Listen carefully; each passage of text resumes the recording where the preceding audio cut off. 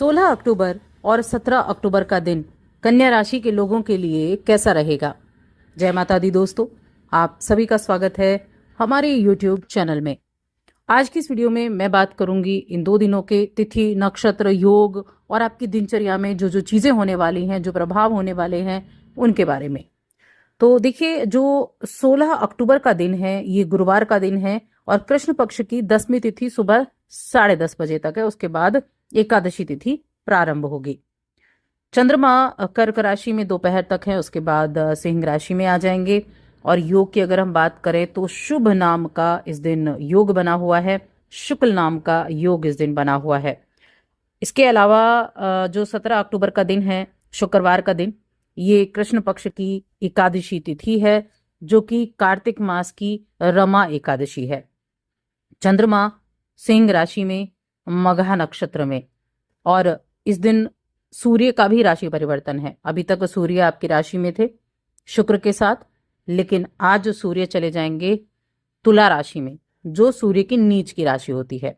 वहां 2 ग्रह पहले से मौजूद हैं, एक तो मंगल देव बैठे हैं, दूसरे बुध देव बैठे हैं, तो त्रिग्रह योग बन जाएगा इस दिन। और योग बनेंगे, शुक्ल नाम का योग बनेगा और ब्रह्म नाम का योग भी इस दिन बनने वाला है। अब इन योगों में, इन 2 दिनों में किस तरह के प्रभाव आपको देखने को मिलेंगे, चले जानते हैं।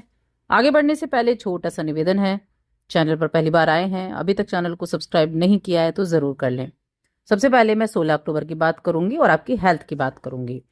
तो देखिए, हेल्थ के मामले में देखा जाए तो आज दिन अच्छा है। सूर्य आपकी राशि में बैठे हुए हैं और शुक्रदेव आपकी राशि में बैठे हुए हैं, तो हेल्थ के मामले में आज का दिन काफी ज्यादा उपयुक्त रहने वाला है। एनर्जी से भरपूर रहेंगे।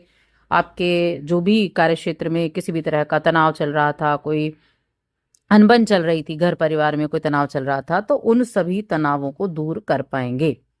और आपको अपने मित्रों का सपोर्ट मिलेगा, अपने परिवार के लोगों का सपोर्ट मिलेगा, और आप उनके लिए भी बड़े सपोर्टिव रहेंगे जिन्हें आपकी आवश्यकता है। तो आज का दिन बहुत अच्छे तरीके से शुरू होने वाला है। कुछ लोगों को आप बड़ी अच्छी सलाह दे सकते हैं, जिनको आपकी सलाह की आवश्यकता हो। तो अच्छे काम भी करेंगे और अच्छे विचार भी रहेंगे, और अपने व्यवहार पर भी आप ध्यान देंगे, जिससे आपको खुशी होगी, जिससे आपको संतुष्टि की भावना रहने वाली है। देखिए, दोपहर का जो समय है ना, वो ज्यादा उपयुक्त है, खासतौर से 11 बजे के बाद का समय। जो भी आपके महत्वपूर्ण कार्य हैं, जिनको बहुत इंपॉर्टेंट समझते हैं, उन कार्यों को इस समय अवधि में आप पूरा कर सकते हैं। बाकी जो इस राशि के जातक बिजनेस कर रहे हैं, उनको थोड़ी सी सावधानी रखनी होगी। पहली चीज तो आपकी राशि में शुक्रदेव बैठे हैं, जो कि इनकी नीच की राशि होती है, और आपके 12वें भाव में चंद्रमा आएंगे। 12वें भाव में चंद्रमा आएंगे दोपहर के बाद। तो यहाँ क्या रहेगा कि धन संपत्ति के मामले में तो अच्छा रहेगा, लेकिन व्यापार करने वाले लोगों को आज थोड़ा ध्यान रखना है। नौकरी करने वाले जातकों के लिए अच्छा दिन रहने वाला है, कामकाज में अच्छा समय बीतेगा, माहौल अच्छा रहेगा, और ऑफिस में अपने कलीग्स के साथ आपकी अच्छी से बनने वाली है। अगर आज देखें तो आपका आकर्षण भी बढ़ेगा और आप बड़ी होशियारी से काम करने वाले हैं, यानी कि लोगों के साथ एक अच्छा बॉन्ड बनाकर चलेंगे। कई बार होता है ना कि हम किसी के लिए कुछ काम करते हैं तो हमारी भी एक्सेप्टेशन बढ़ जाती है, वो व्यक्ति भी हमारे लिए ऐसा रिएक्ट करे या हमारे लिए ऐसा कार्य करे, तो ऐसा मनचाहा व्यवहार भी आपको देखने को मिलने वाला है।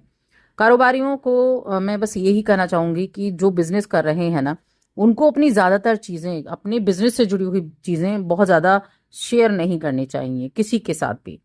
आप ऐसे जो इम्पोर्टेंट लोग हैं सिर्फ उनके साथ शेयर करें, बहुत ज़्यादा शेयर ना करें। कुछ भी नया करने जा रहे हैं, कोई काम करने जा रहे हैं, बिल्कुल भी शेयर ना करें, क्योंकि ऐसा करने से आप मुश्किल में पड़ सकते हैं।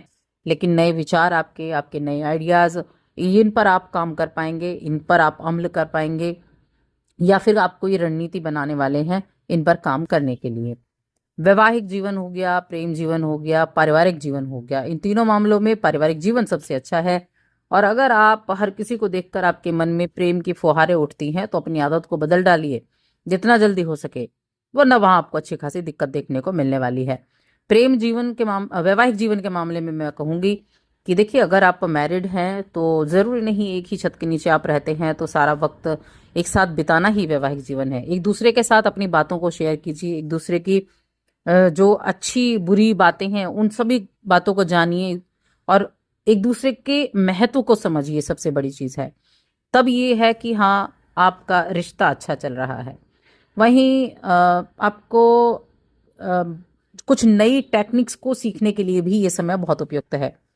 देखिए, आप बाहर अगर कोई प्राइवेट जॉब करते हैं, किसी कंपनी में आप काम करते हैं, तो इंडस्ट्रीज की सोच बहुत तेजी से बदल रही है और बदलते समय के साथ चलना, नए टेक्निक्स को सीखना, अपनी स्किल्स को डेवलप करना, ये सबसे ज्यादा इंपॉर्टेंट है, वरना आप पीछे रह जाएंगे। तो काम कर लेना एक बात है और उससे ठीक तरीके से करना अलग बात है। इसीलिए हर एक नई चीज पर ध्यान दें, उसको ऐसे ही पकड़ कर ना छोड़ दें कि नहीं ये मुझसे नहीं हो पाएगा या ये मैं नहीं कर सकता या कर सकती। बिल्कुल भी ये ना समझें। आप एक बार ट्राई करें, 2 बार ट्राई करें, 10 बार ट्राई करें, आप जरूर कर पाएंगे। तो हमेशा नई चीज के साथ जुड़े रहें, तो आप आगे चलकर वो आपको काफी ज्यादा बेनिफिट दे सकती है। 17 अक्टूबर की बात करते हैं। 17 अक्टूबर का दिन एकादशी का दिन है, क्योंकि सूर्य उदय इसी एकादशी तिथि के दिन होगा। 17 अक्टूबर को रमा एकादशी मनाई जाएगी, जो कि कार्तिक मास की है। भगवान विष्णु माँ लक्ष्मी का प्रिय दिन भी है और ये कार्तिक महीना पूरा ही इन दोनों के लिए है, यानी भगवान विष्णु और माँ लक्ष्मी के लिए। दिन की शुरुआत भगवान विष्णु की आराधना के साथ करें और ओम नमो भगवते वासुदेवाय नमः इस मंत्र का जप करें। आपके लिए ये जो मंत्र है ना, आपके लिए वैसे भी वरदान है। आप इसको रेगुलर हमेशा करें तो भी इसका बहुत फायदा आपको देखने को मिलता है। जहां तक राशिफल की बात है, तो 12वें भाव में चंद्रमा बैठे हुए हैं और 12वें भाव में केतु भी बैठे हुए हैं। तो किसी भी तरह किसी भी व्यक्ति से पंगा बिल्कुल भी नहीं लेना है, पंगा लेने से दूर रहना है। एक तो दोपहर तक तो मघा नक्षत्र में रहेंगे चंद्रमा, उसके बाद ये पूर्व फाल्गुनी नक्षत्र में आ जाएंगे। दोनों ही क्रूर नक्षत्र हैं। मन में उग्रता रहेगी, किसी से चिड़चिड़ाहट हो सकती है, तो दूरी बनाकर रखें, लड़ाई झगड़े से दूर रहें। ऑफिस में खास तौर से अपने कलीग्स के साथ अच्छे से बनाकर चलेंगे तो अच्छा रहेगा। किसी से किसी भी तरह की फालतू बातें आप ना करें। और दूसरा है कि आपके 12वें भाव के स्वामी भी नीच के हो जाएंगे आज, तो वैसे भी थोड़ा सा ध्यान रखना है। ठीक है, तो इस चीज़ों का ध्यान रखें। बाकी करियर की बात करें, नौकरी है, बिजनेस में, उसमें दोनों में ही मिले जुले परिणाम आपको देखने को मिलने वाले हैं। कोई कोर्ट केस वगैरह चल रहा है तो वहां थोड़ा सा ध्यान रखना है। वहां पर भी कोई ऋण नहीं लेना है आज किसी भी तरह का। कोई भी ऐसा कोई कार्य जो अनैतिक हो, ऐसे कार्यों से दूरी बनाकर रखनी है। शेयर मार्केट हो गया, सट्टा हो गया, लॉटरी हो गया, ऐसी चीजों से दूरी बनाकर रखनी है, वरना आप अपने अच्छे अमाउंट को खो सकते हैं। इस चीज का खास तौर से ध्यान रखें।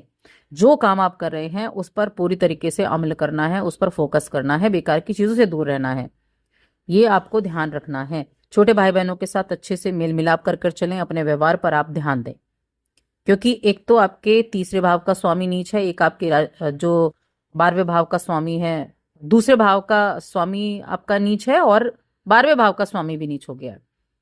परिवार के साथ, कुटुंब के साथ किसी तरह की बहस हो सकती है, तो ध्यान रखें। उपाय जरूर करें। उपाय क्या करना है वो मैं आपको ऑलरेडी बता चुकी हूँ। ओम नमो भगवते वासुदेवाय नमः या फिर विष्णु सहस्त्र नाम, दोनों ही आपके लिए बहुत अच्छे हैं। तो बस आज की इस वीडियो में इतना ही।